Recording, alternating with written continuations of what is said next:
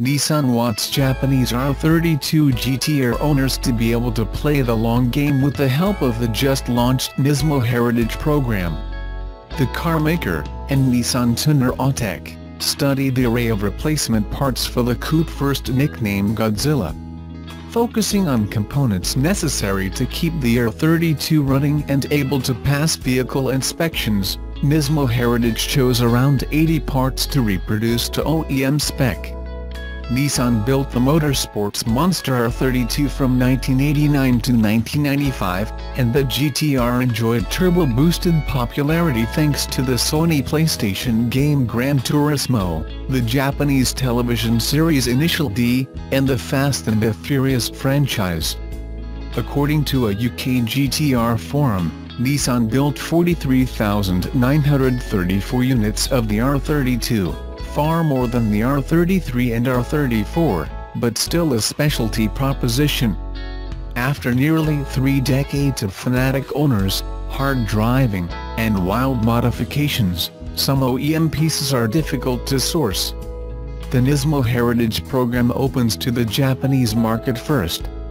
Bits like harnesses, hoses, pulleys, exterior pieces such as the front bumper, and emblems go on sale on December 1st. Nissan says it will watch the market, and could increase the R32 parts list with substitute, rebuilt, or overhauled components if a shortage of other critical parts becomes evident.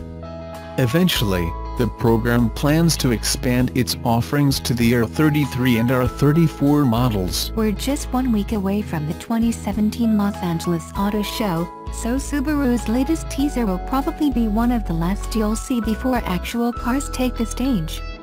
Subaru gave the public a peek inside the forthcoming 2019 Subaru Ascent 3-row SUV, ahead of its debut on November 28. There isn't much in the way of surprises here. There are, in fact, 3 rows of seats, 4 doors, some windows and some nice-looking brown leather.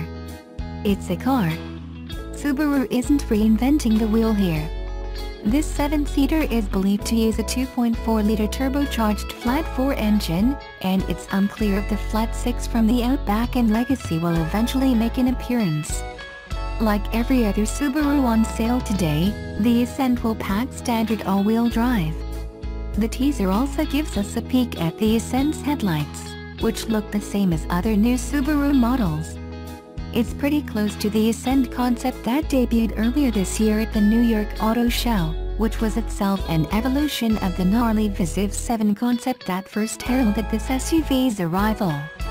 We'll see the whole shebang in just about a week's time, so you won't have to wait much longer. Subaru New Zealand Managing Director Wallace Dumper calls the WRXT the last bastion of the manual gearbox.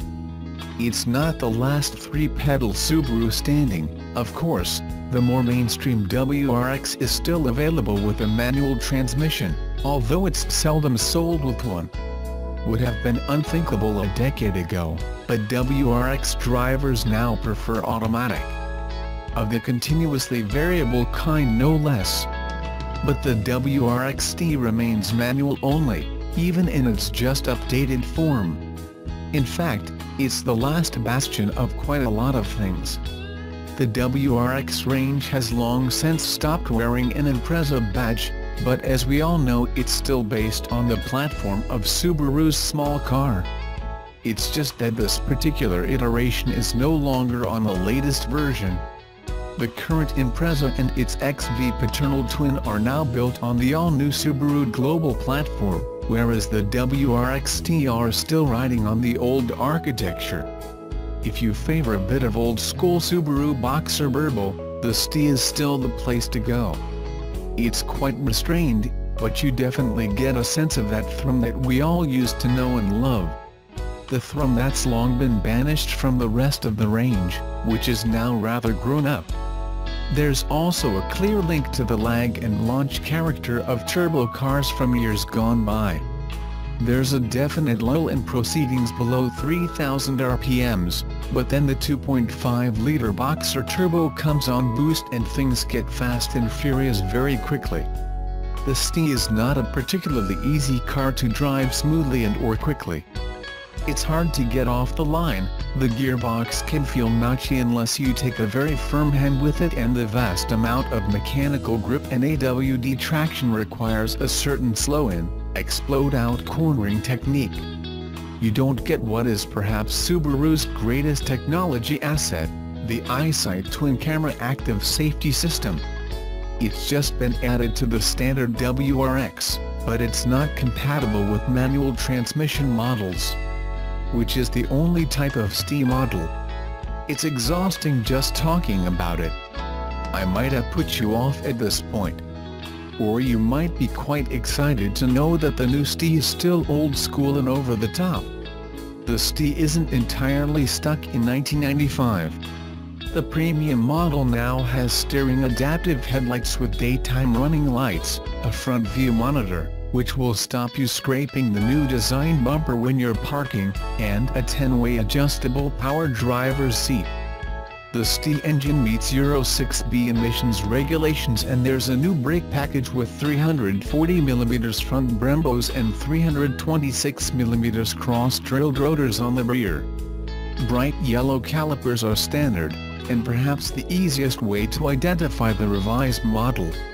There have been minor changes to the suspension, and the driver-controlled center differential, DCCD, now allows more precise control of how the AWD system distributes its torque. You still get the SI drive control that gives the choice of 3 modes for the powertrain. It's still a hardcore performance vehicle, no question. The hard ride tells you that. So while it's possible to trundle around town in the ST, leaving the car in intelligent mode and trying your best to keep the engine on the boil without going boost-tastic, that's not really what it's designed for. The WRX Automatic certainly is, while still looking the part and being respectably quick. So if it's a day-to-day Rex you want, that's probably the one. If you want to go real fast, be completely involved and occasionally wrestle with an anim monster, the ST is your car. This is still a serious machine for serious people, more than capable of demolishing a Kiwi backroad or eating up a track day. The old-fashioned feel is all part of the appeal, right? So is the cartoonish quality of the acceleration and grip when you really wind things up. It really takes you by surprise at times. Once upon a time, the ST was the ultimate in small car performance and handling. You could spend all day arguing about whether a Fast 4 was really better than Aussie V8 muscle.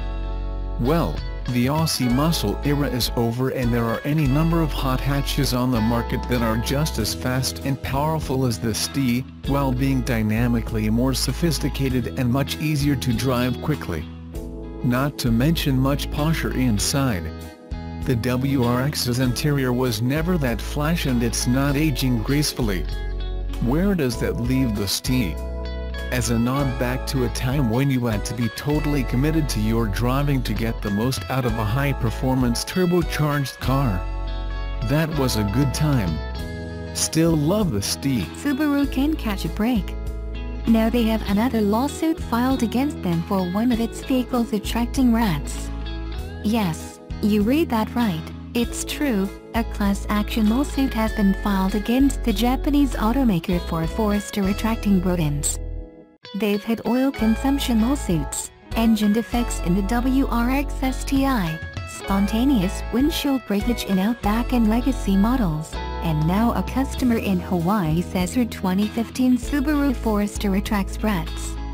Really? According to a report by Hawaii News Now, there's a new class action lawsuit against Subaru Corporation alleging rats are attracted to certain car parts in the 2015 Forester. Maui resident Diane Shui discovered she had a fuel leak.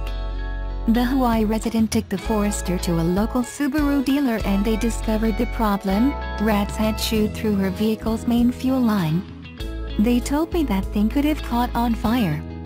Shui says the problems with the rats have cost her more than $3,000 in repairs because rat issues are not covered by the vehicle's new car warranty. She contacted an attorney who filed a class action lawsuit last week charging Subaru with making a change to soy-based plastics for wiring, insulation and fuel hoses that rats apparently find too tempting to pass up.